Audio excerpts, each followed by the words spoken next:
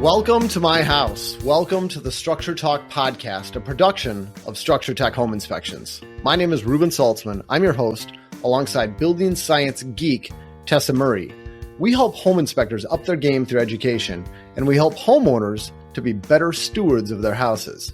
We've been keeping it real on this podcast since 2019, and we are also the #1 home inspection podcast in the world, according to my mom.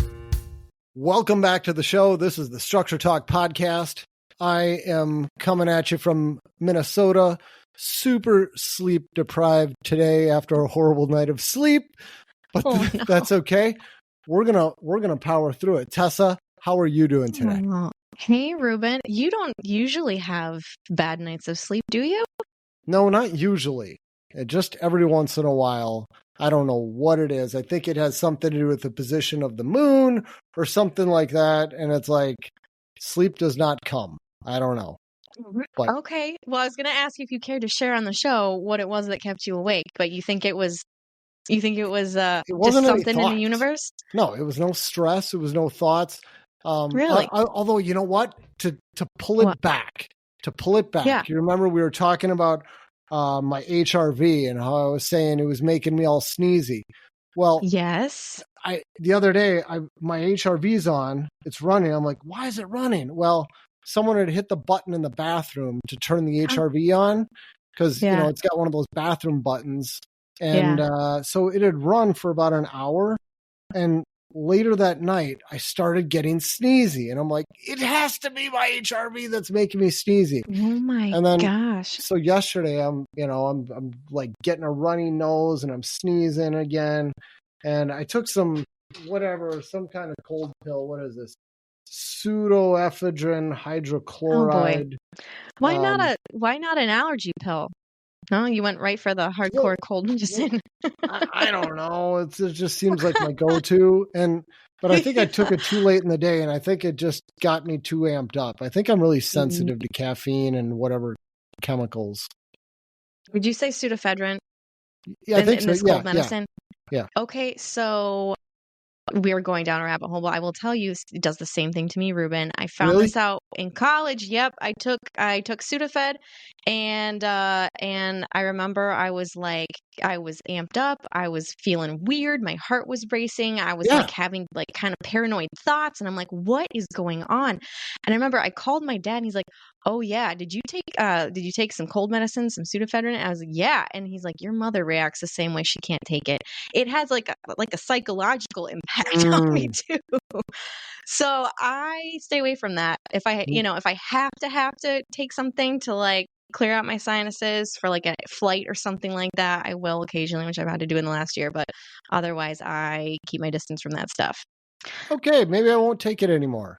All right. Well, I'm super sensitive to caffeine too, so maybe it's that. I don't know, but this is officially now the health channel. That's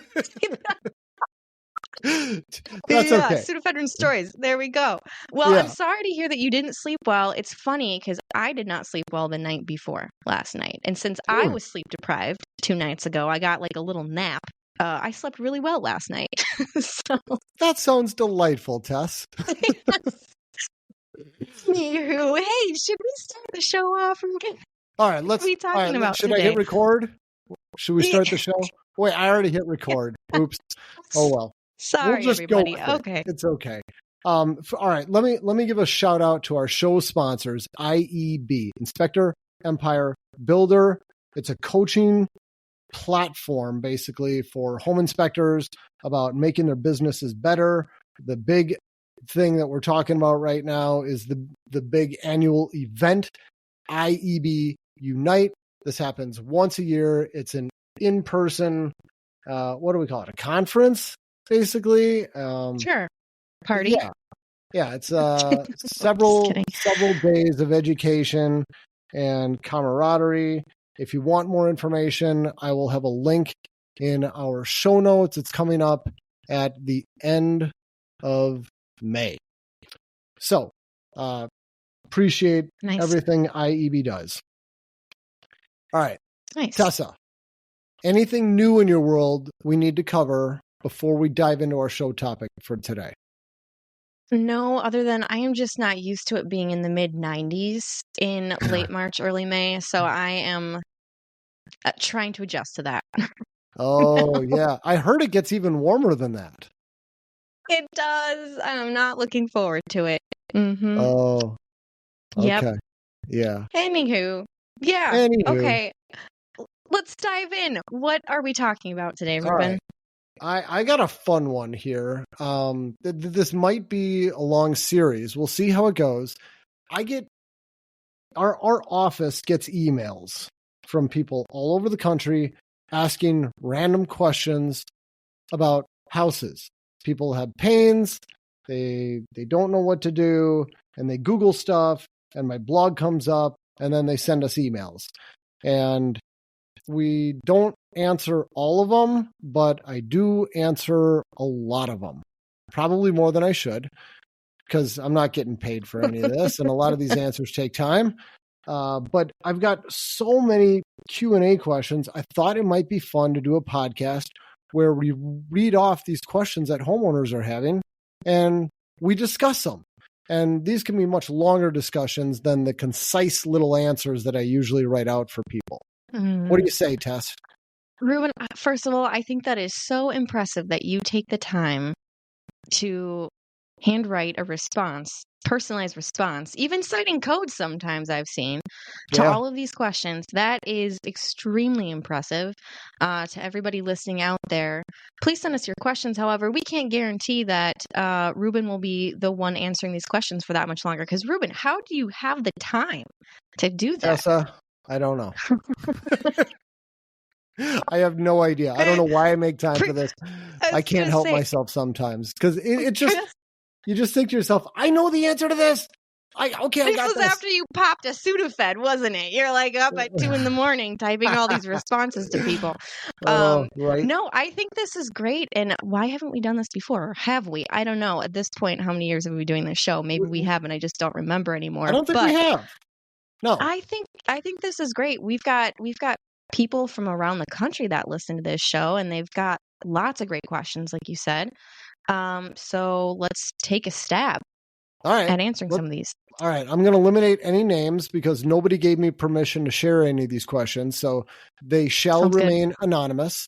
Although for this first one, I just got this one, which is what kind of prompted this idea, because I thought this is such a long discussion, so much longer of an answer that I was willing to write out. And I thought you and I could almost do half a show just on this one email we got. Ooh. And so I'm going to share this podcast episode with the person who asked this question when we're done here. But here goes the question. I bought a home that had upgrades that were not properly done. One thing is that my condensing furnace is a single pipe system, drawing air from my ventilated crawl space. All right, let's just talk through that, Tess. Okay. So we got a condensing furnace, a high-efficiency furnace is another way to put it. Almost all of those high-efficiency furnaces are a two-pipe system where it takes combustion air directly from the outdoors, brings combustion air directly to the outdoors. In her case, she's got a single-pipe system. Yeah. So it's taking the combustion air from inside the crawl space. Do we have a problem with that? Okay. And just to clarify, they're bringing combustion air, fresh air in from the outside. A typical high-efficiency furnace, I just want to clarify this because you said it brings combustion air in and exhausts combustion air out, but two different types of combustion air. The intake is drawing fresh air in for combustion. Then it combusts, and then it's exhausting like the carbon monoxide and all the icky stuff out. So a lot of these high-efficiency furnaces, like you said, are these two-pipe systems where it's not drawing any air from the home and it's not exhausting anything into the home. It's just connected to the outdoors. That's right. Okay, so hers does not have an intake going to the outside. It just has the exhaust going to the outside. And it's drawing air from this vented crawl space, she says. Right. And so the way I see it, I mean, you could have that furnace inside the house. You could have it outside the house. Either way, it's perfectly fine to have a one-pipe high-efficiency furnace. All the manufacturers give installation instructions for doing it either way. And if she's got a vented crawl space, no harm, no foul. We're good there so far, right? Technically, everything you say is correct.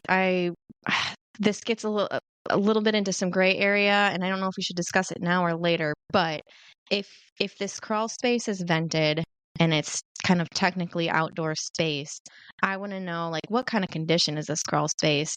Does it have an open dirt floor? It probably does. It's not sealed. Is there a lot of mold and moisture in this space? Do we know where she lives? Spokane, Washington. Washington. Okay, so kind of more moderate Saying climate. that wrong? Is it Spokane? It's Spokane. Spokane. I think Spokane. Yeah, Spokane. Yeah. Okay, so my thoughts are, typically when you've got this, furnace that's high efficiency and it's a single pipe, you're drawing air from your combustion room, which is inside the house. And in our climate, basement, and a basement typically is, it's heated, it's cooled, it's conditioned. It's got a concrete floor to it, so you don't have any open dirt. If you've tested for radon and it's high, you've got a mitigation system, so you're kind of controlling your indoor air there in that type of space. But in this unvented crawl space, you're not really controlling any of that air at all. But that's okay because it's just going into the furnace for combustion and then being exhausted out. Right. Correct? Yes. Yep. But it is using that air that's not mixing with the household air. Yep. It's just for combustion. That's right. Okay. So, thanks for sitting with me while I think through that. Okay. Yep. All right. And then the next part, it says, I'm assuming it's fine since it's vented. Agreed. And then this person says, and I don't plan on doing any insulating under the home, as I imagine that would invite rot. So what is implied here is that there is no insulation. No insulation. Separating the living space from the crawl space, from the vented crawl space. Yeah. And if it's vented, it means we're going to try to keep it at the same temperature as the outdoors. That's the idea. Yeah. Lots of air moving through there. And we have no insulation.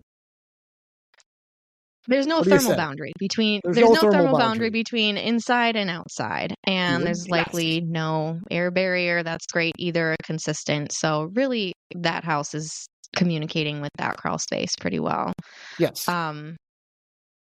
Yeah. And, insulating the floor of a crawl space can get a little bit tricky too, because then once you start putting insulation in the floor, depending on the type of insulation you use, if you use a vapor barrier, you can have issues with condensation and mold too, especially in a vented crawl space that doesn't have any control over, humidity or anything like that.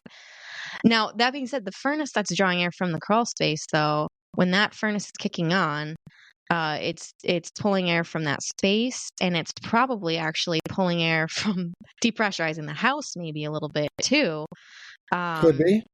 If the vents are clogged or not fully open or whatever, it's sucking air from anywhere it can. It's sucking air from the vents, sucking air from the house. It could actually kind of help regulate humidity levels underneath the house in the crawl space and help dry it out a little bit, like a dehumidifier, which is always a good thing. Yep.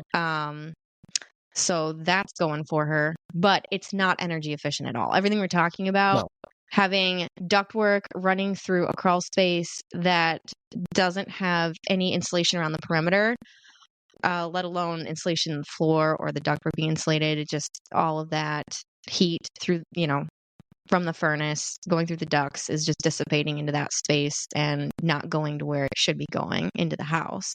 Yeah. So you're keeping your crawl space probably warmer and drier, which is a benefit for reducing potential mold growth and rot and structural issues, but you're also costing yourself more money because you're losing a lot of that heat and that energy to the crawl space instead of going to the house. Yes.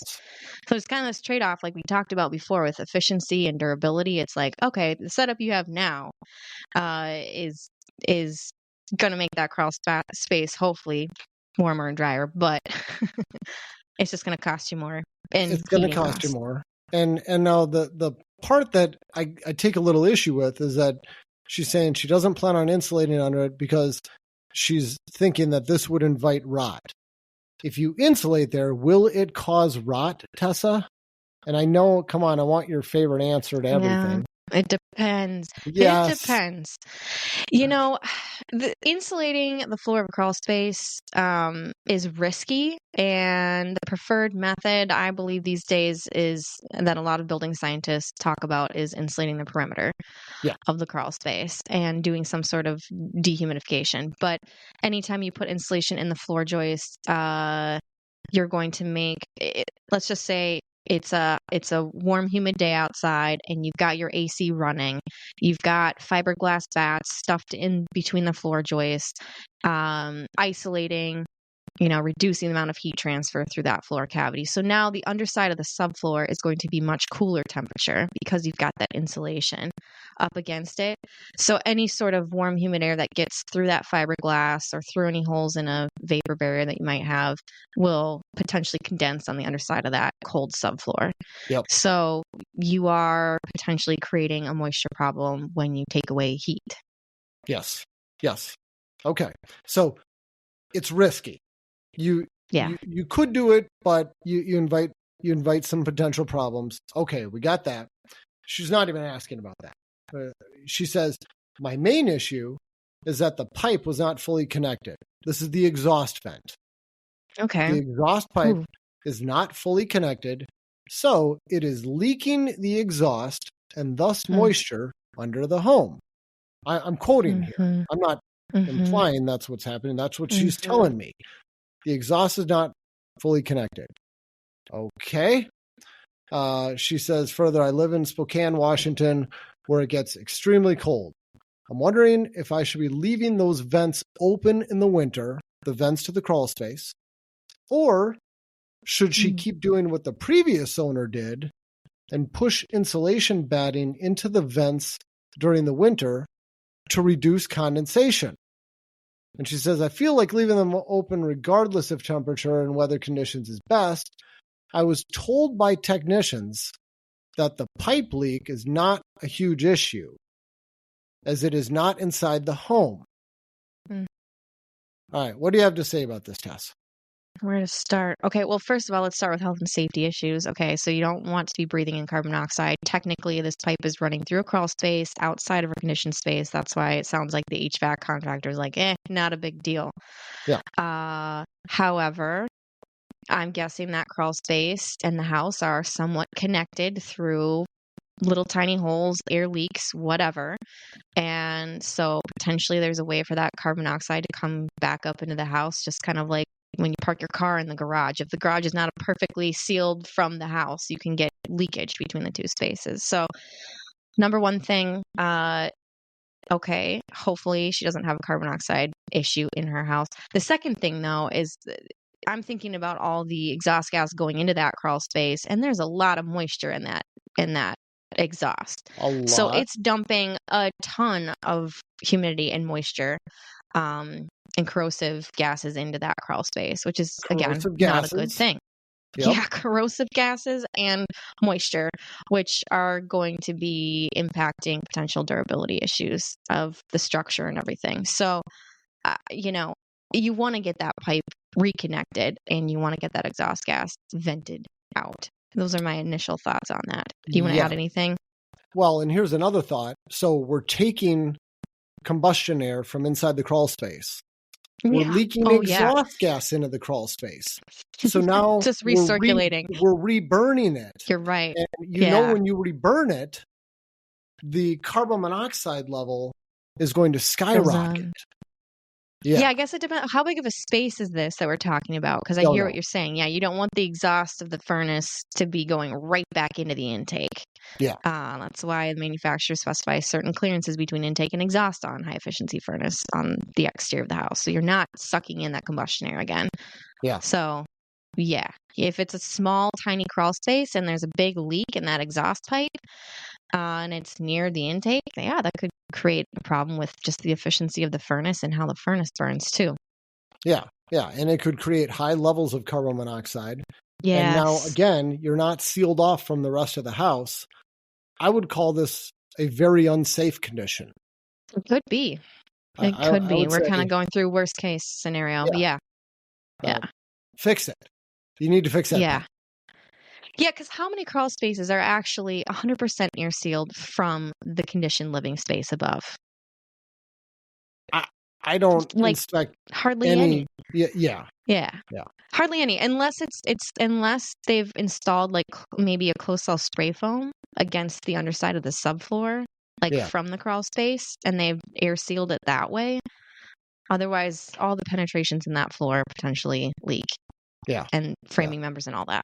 Yeah. Yeah. So we'd say fix the pipe, and then what should she do with her vents? Should she leave them open in the winter or close them in the winter?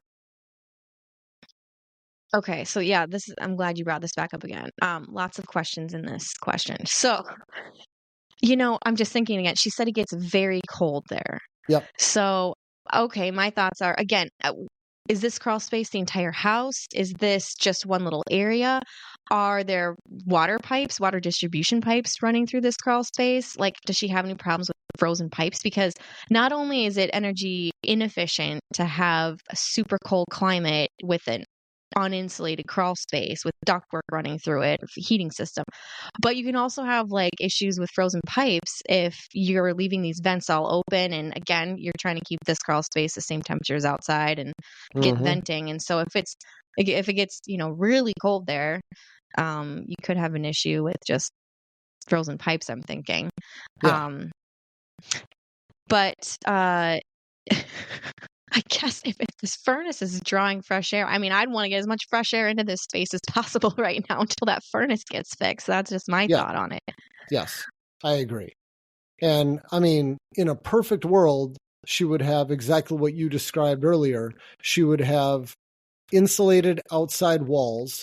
The crawl space would be brought into the thermal envelope, and you would have no ventilation going into that crawl space. You just make it all a warm space, right? Yes. Yep. Okay. In a perfect world. Yeah. I mean, again, how accessible is this crawl space? Can that be done? How big is it? What's our budget? Yeah. That's tough. Yeah. But I mean, in the meantime, I think, what would be better? Leaving those vents open or closed in the meantime? In the meantime, with the furnace leaking, I'd say leaving them open. Okay. Until you get that exhaust gas fixed. I don't know. What do you think? Yeah. I thought the same thing. Yeah.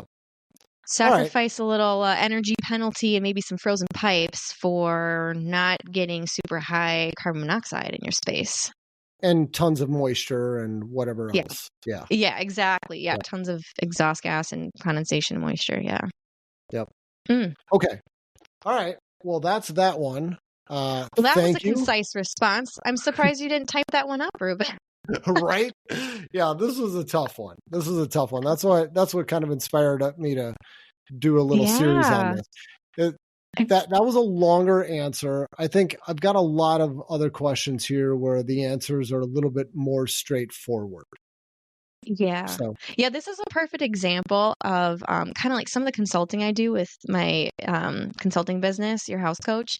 It's people that have stuff like this going on and they're not sure what to do. And maybe they've had like, an HVAC contractor come out and tell them one thing. And then they've had another contractor come out, installation contractor, and tell them another thing. And they're like, I don't know what to do. And everybody's looking at their individual pieces.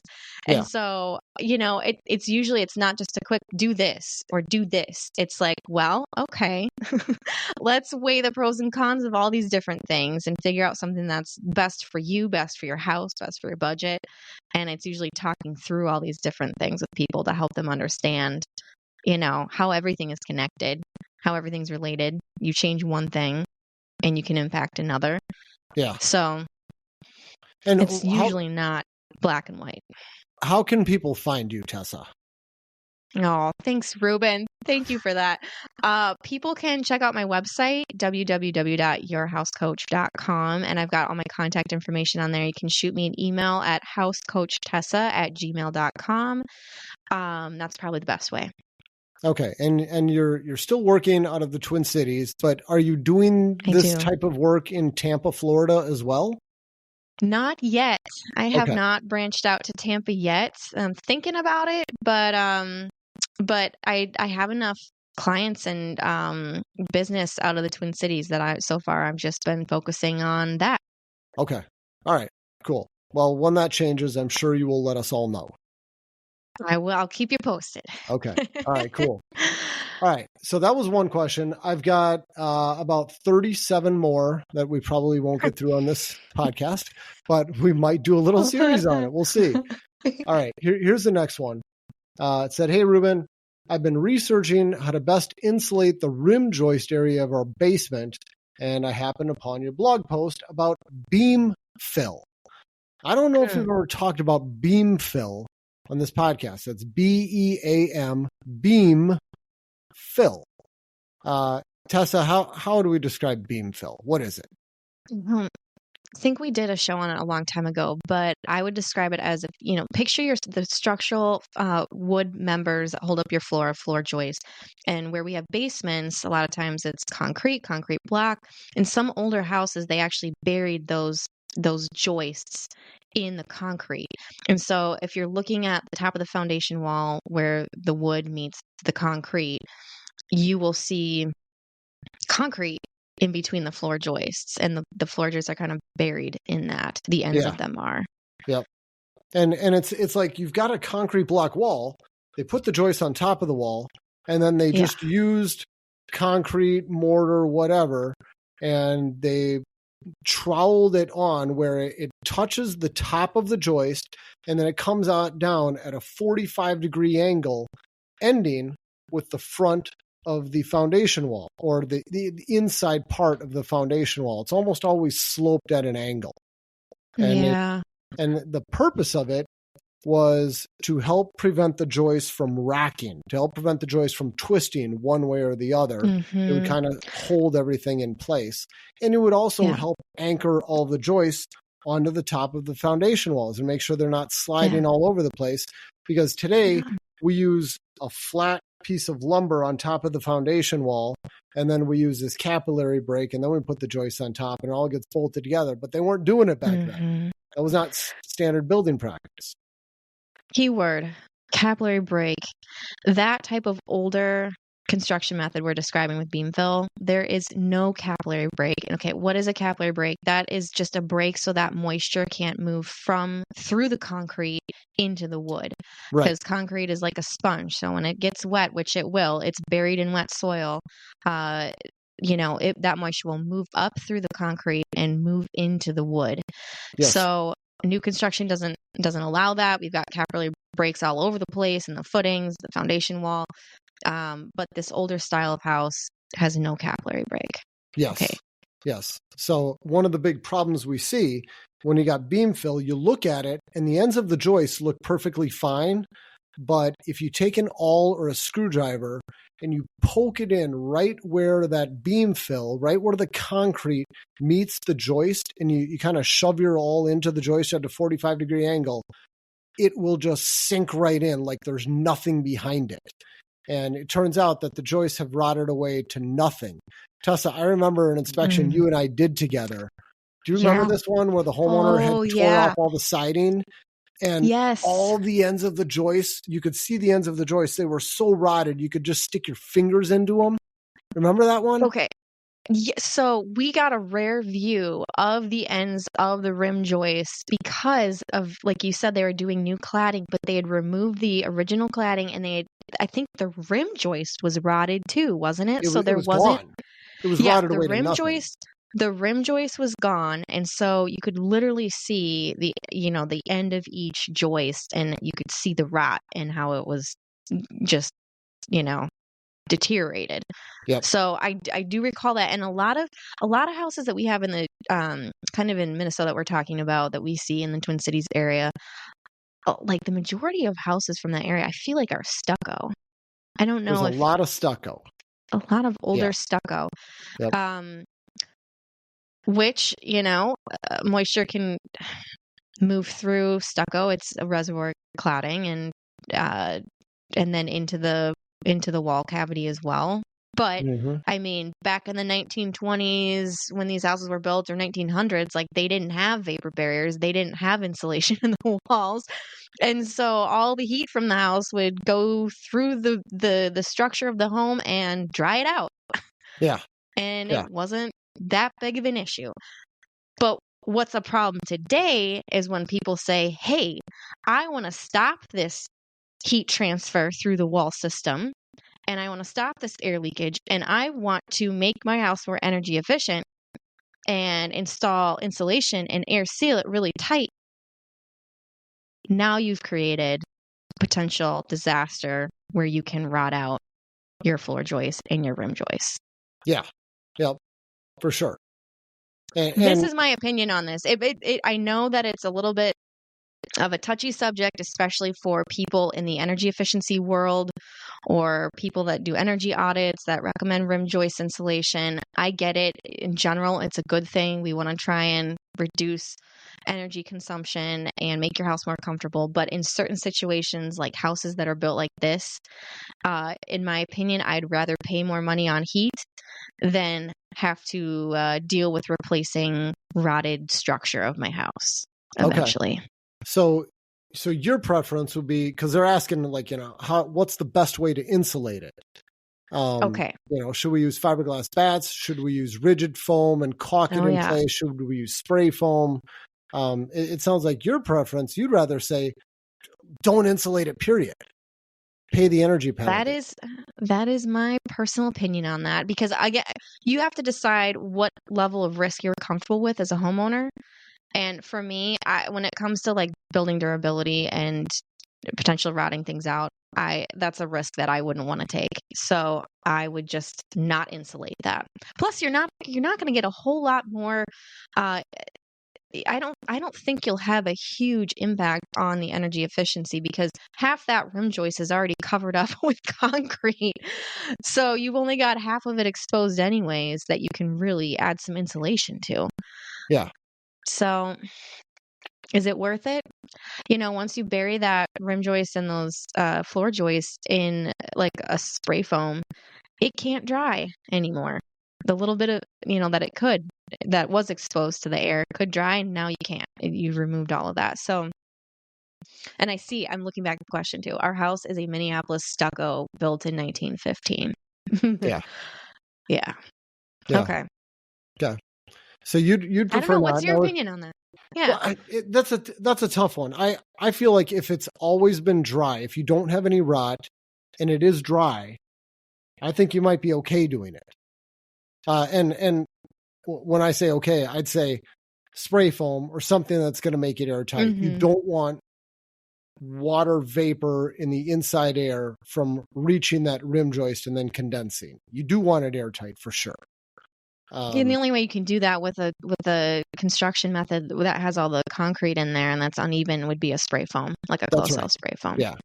Yeah. Now, can I just go back to something real quick? You said, if it's always been dry and it is dry and it's fine, well, you don't see a problem with that. Well, maybe it's dry now, it's not rotted because it can dry, but as soon as you put spray foam over it, it can't breathe anymore. So it's the same concept as like, you open up a 1915 stucco exterior wall and it's not rotted, but then as soon as you put in spray foam there, it might rot when you open it up 20 years later. It might be rotted. So I hear what you're saying, but I don't agree with it necessarily. No, you bring up a very fair point because you're changing things. Yep. Yeah, you're changing the airflow and the heat transfer and all that, drying potential. Yeah. Yep. Mm-hmm. Very fair point. All right. So we don't have a good answer for you. Tessa would prefer to leave it alone, and I'm fine with that. Yeah. You wrote also, just a plug for one of your blogs. You did write a good blog. If people want to see what we're talking about, they can Google Structure Tech blog, just beam fill, and you'll find Reuben's blog about it. Let me see what happened. Structure Tech beam fill. There it is. Beam fill in the case of the missing rim joists. Ah, hey, great. Perfect. You documented it. Cool. And you know what? Look at this. We did do a podcast on it back in 2021. Okay. All right. Okay. I thought we had talked about it, but yeah, that's like 4 years ago. So yeah, you can go back and listen to that one if you're curious to learn more about beam fill. Yep. Okay. All right. What do we have next? Next one. This one is on combustion air. This one says, I came across your blog on combustion air vents and I had some questions. We have a house in Kansas City. It was built in 1928, and I have this big 6-inch combustion air vent in our basement in the laundry room. So we all know what that is. It's this big insulated tube that drops down into the room. Mm-hmm. They say it's letting in a lot of cold air, but we're unsure if it is necessary or not. We do have the water heater and furnace in the basement in a room catty corner to the laundry room, but both have doors. We are wondering if we could seal the vent completely to avoid the freezing temperature in the basement, but we also don't want our appliances to explode if they're not getting fresh air. We do seem to have a lot of cracks in outdoor air from our storm windows, so is the air vent even necessary? What do we do? All right. Take it away, Reuben. You also wrote a blog on this one. That's really good. I have blogged on this because I've been asked this before, and this is a tough answer because we don't know everything, and you can go to the codes for, I think they said Kansas City they're in. Yeah, Kansas City. Which may not have codes. Yeah, exactly. Good point. But forget all the national codes. Let's go to Minnesota's code, because I think Minnesota, we've amended the heck out of this section of our fuel gas code, which talks about how much combustion air you need to have coming in. And they say that if you've got combustion appliances like a furnace and water heater, you need combustion air brought into that space.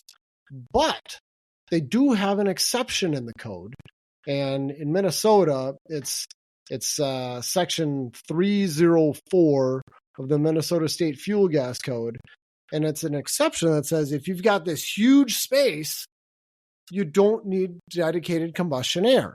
And by huge space, basically it says that you need 50 cubic feet of indoor space for every 1,000 BTUs of combustion. So let's say let's say you've got an 80,000 BTU boiler or 80,000 BTU furnace, pretty typical size. Let's say you got a 40,000 BTU water heater, pretty typical size. That brings us a total of 120,000 BTUs. Very typical. Now, if we got to do a little bit of math, you do 50 into that, and I think you come up with 6,000 cubic feet of space. That's what you would need. If you have 6,000 cubic feet of basement space, then you don't need that duct. That's your answer, according to the Minnesota Fuel Gas Code.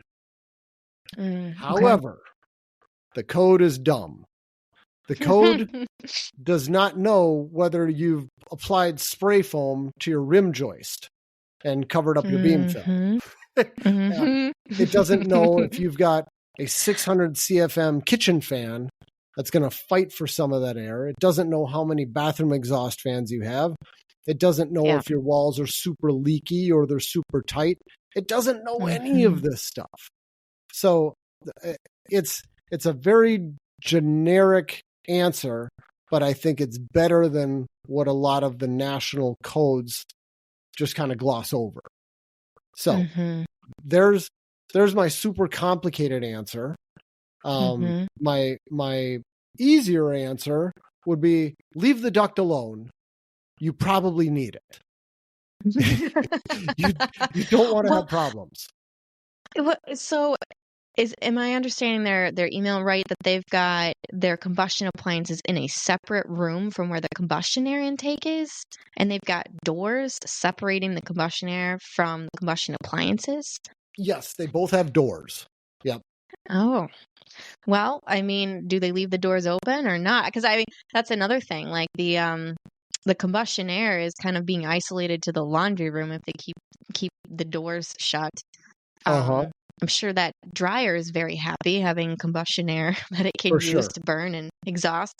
But what about the furnace and the water heater, or the boiler and the water heater? They're using air from the space, and hopefully the space they're in is big enough, and that they are drafting and working properly. Yep. But what kind of water heater do they have? Do they have a natural draft water heater? And what size space is that? And is the water heater drafting okay? And like you said, what kind of ventilation appliances do they have in the house? So they have a 600 CFM range hood that they just added. They might need additional combustion air, or combustion air servicing the utility room that they don't have. Yeah.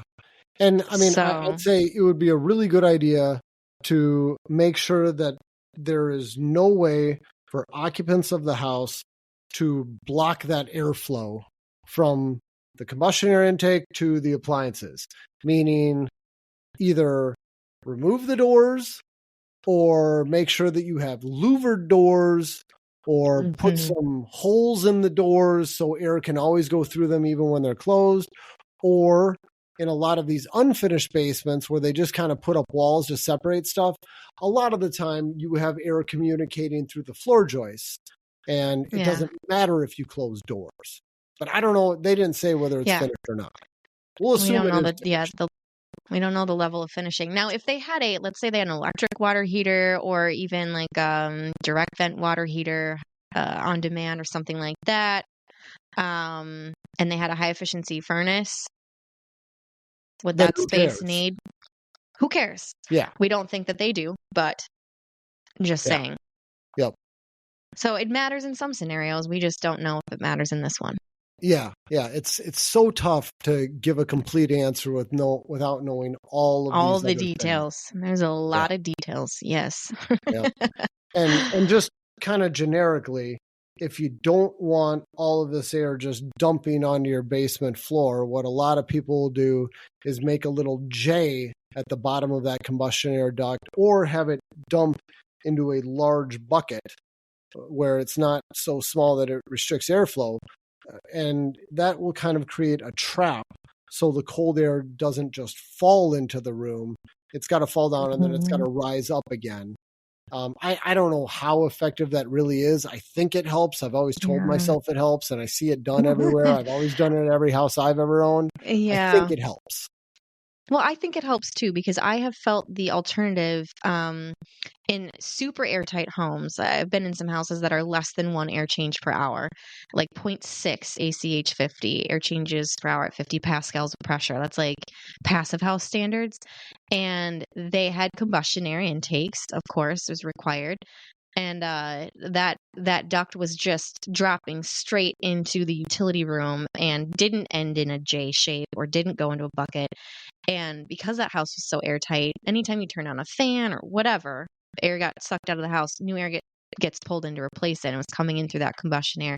And air would just pour in through that combustion air duct. And obviously in Minnesota, when it's super cold outside, that makes your basement floor really uncomfortable. The whole floor would feel freezing cold, because that cold air is more dense and it just falls and it sinks.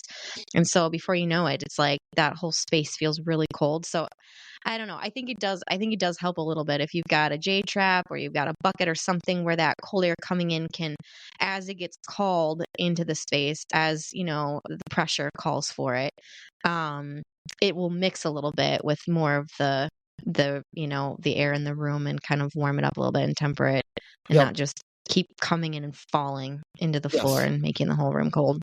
Yep. That's the exact idea. Yep. Yeah. I like it. And don't, I've seen a number of ice cream pails below these. That's way too small. You have completely obstructed your duct. Nice try, but yeah. Get something bigger. Does like a 10-gallon bucket work for like a paint bucket? 5-gallon, you're thinking. Yeah. Yeah. Okay. Sorry. A 5-gallon bucket with a 6-inch flex duct is just fine. Perfect. If you've got a 7-inch flex duct, the 5-gallon bucket's probably too small. You need to make a J with your duct at that point. Yeah. You could use a Tupperware bin or something like that too. Or trash can. Whatever. Yeah, trash can. Yeah, big trash can. Good. Yep. A big one. Okay. Yeah. Yeah. Good. Okay.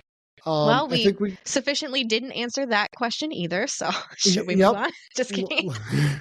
All right. We got time for one more. Okay. All right.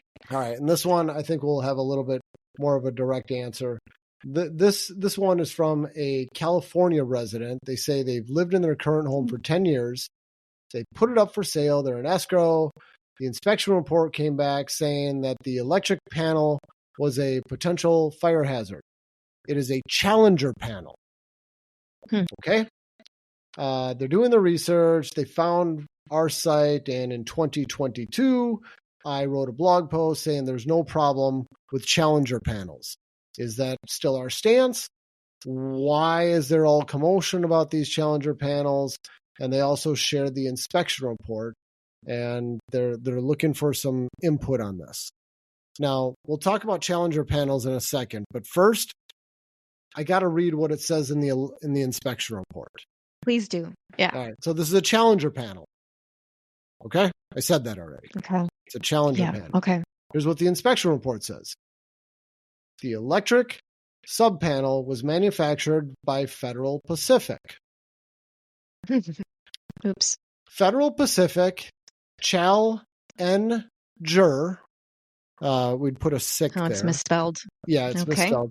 They left out the E. Yes. The Challenger, Sylvania, Zinsco, and Stablock electric panels have been the subject of numerous investigations and lawsuits, blah, blah, blah, blah, blah. And they go on. There's this big paragraph.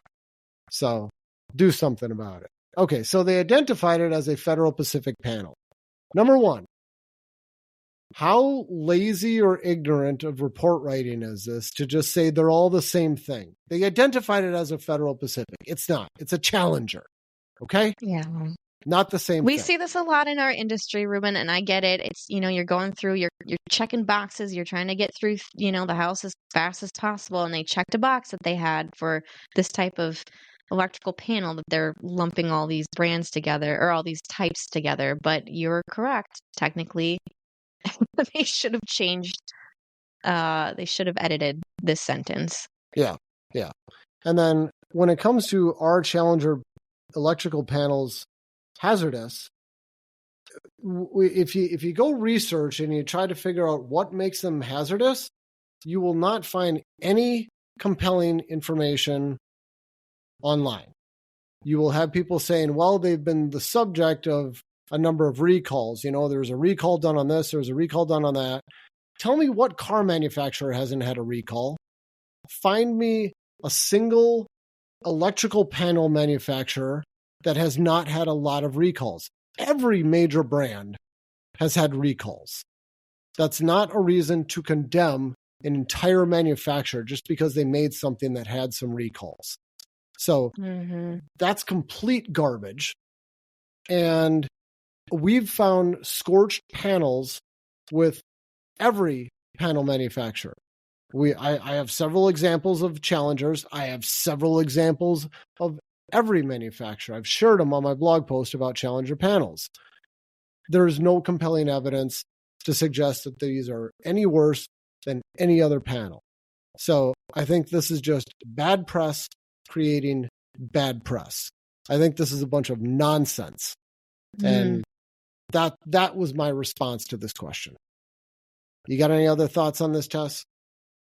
No, I think I feel like our industry has, there's a lot of myths out there that you just, as a home inspector, you hear about them and you kind of go with it. And the Challenger panel is one of those that I feel like you and Eric Hausman kind of worked on researching this and debunking this a few years ago. And we dove into it in more depth on a podcast. I think it was back, it looks like June 27th of 2022.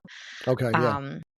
So, yeah, if you want to hear more about this, you can check out that podcast. But what's your stance on Sylvania and Zinsco panels then? Don't like them. Those have had a lot of problems. Those really are problematic.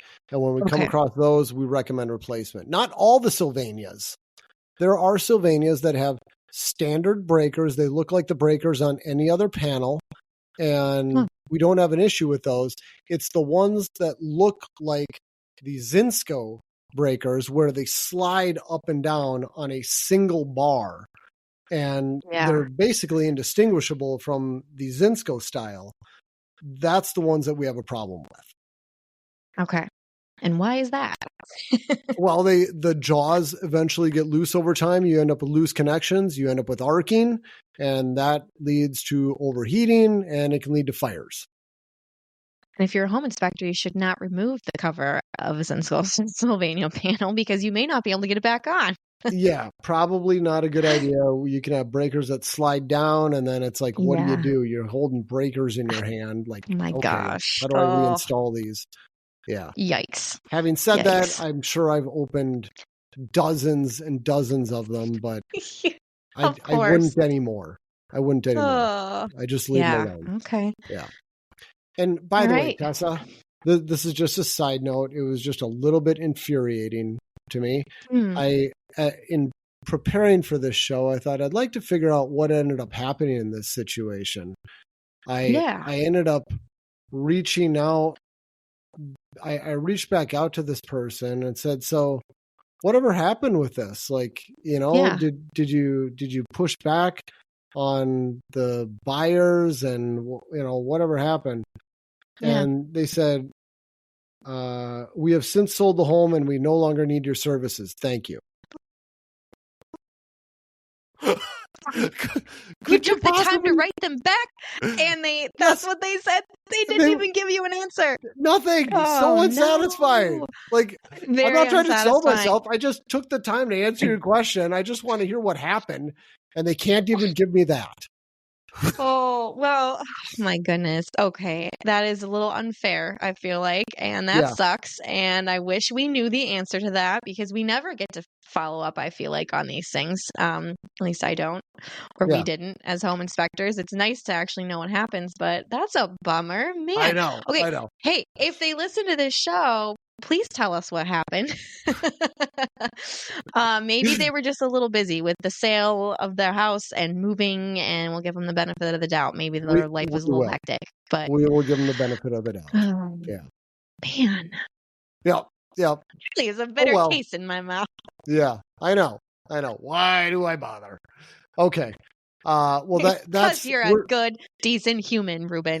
And we will keep doing it. All right. To the listeners, if you've got questions, similar stuff like this, you're welcome to share your questions with us. I can't guarantee we're going to answer them, but if there's something that seems juicy, like, hey, we could really help people with this one, maybe other people have the same question, we'll talk about it. Our email is podcast@structuretech.com. We welcome your questions. We read them all. Any closing thoughts, Tess? I don't think so. We'll definitely try to talk about them. We just spent, 50 minutes on 4 questions. So 4 questions. We will talk your ear off about them. You may not answer them, but we'll chat about them. I've got a few more. This might be a little series we're doing. Sounds good. I'm looking forward to it. All right. Well, thank you, Tessa, and I will catch you next week. Sounds good. Thanks for listening. Bye.